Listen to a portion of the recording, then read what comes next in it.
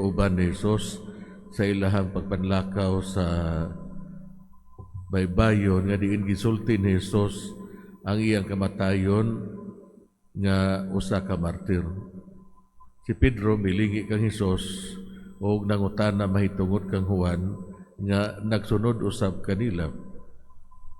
Sa tibok nga ebanghelyo ni Juan, gitudlo niya ang iyang kaugalingon ang tinun-an nga gipangga ni Jesus.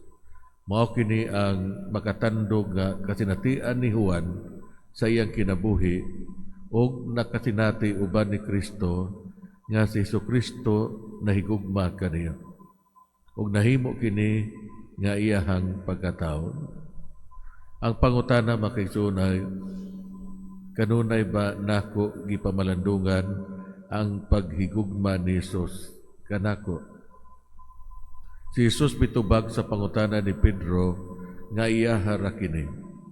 Unsa may imong labot kung unsay mahitabo kang Juan? Ang relasyon ni Jesus ngadto sa iyang mga tinun-an personal kaayo. Lawom kaayo ang ilahang relasyon tungod sa ilahang panag-uban. Ang matag usa adunay misyon nga ilang tapuson sa ilahang kinabuhi. Usahay ma-distract kita nga maghunahuna ug ikumpara nato ang atong kaugalingon ngadto sa uban. O ngano nga wala man sila magsunod kang Kristo. However, kining pagkumpara ngadto sa uban kasagaran mahimo siyang timailhan sa ato ang garbo. Aduna kitay misyon nga angayang tapuson ug walay mupuli sa ato ang lugar. Kinahanglan nga mag-concentrate kita sa ato ang misyon nga naguna ka nato ug kinahanglan ato ang humanon.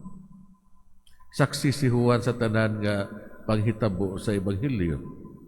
Ang iyang testimonya gisalig ngadto sa katilingban sa mga matuhuon. Miabot ka nato uba sa garantiya, ubos sa garantiya sa simbahan. Ang ebanghelyo nagpresenta kanato kung unsa ang gisulti o gibuhat ni Jesus.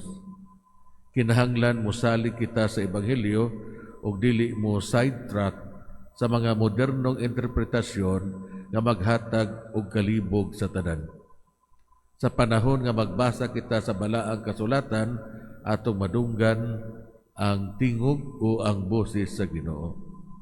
Ang pangutana makaigsunan, nagbasa ba ako uban sa pagtuo? May nagpalihog para katalingbanong pagampo.